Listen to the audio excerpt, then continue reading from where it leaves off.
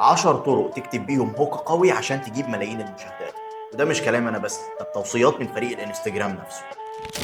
رقم واحد، انك تقول دي الطريقه الافضل لعمل كذا، او دي الطريقه الامثل لعمل كذا. زي مثلا بقول لك دي الطريقه الافضل اللي تقدر تعمل بيها كوبايه ايس كوفي، او دي الطريقه الامثل اللي تقدر تشغل بيها حملتك الاعلانيه. رقم اتنين، انك تقول لو انت كسول دي اسهل طريقه تقدر تعمل بيها كوبايه ايس كوفي، او دي اسهل طريقه تقدر تعمل بيها حمله اعلانيه. بكل البساطه انك هتقول لو انت كسول دي اكثر طريقه تقدر تعمل بيها كذا، او دي اسهل طريقه تقدر تعمل بيها كذا، وتحط الحاجه اللي انت عايز تتكلم عنها في الفيديو بتاعك.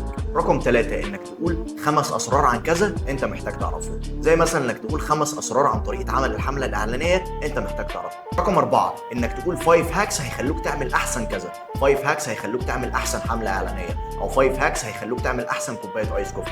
رقم 5، انك تقول بطل تعمل كذا لو عاوز تعمل كذا. زي مثلا لما انا اقول لك بطل تعمل اكتر من حملة اعلانية لو عاوز تزود مبيعات. انا زياد سليم، واحنا هنا كنا في داكوتا اكاديمي. لو عاوز تعرف اكتر اعمل لنا فولو.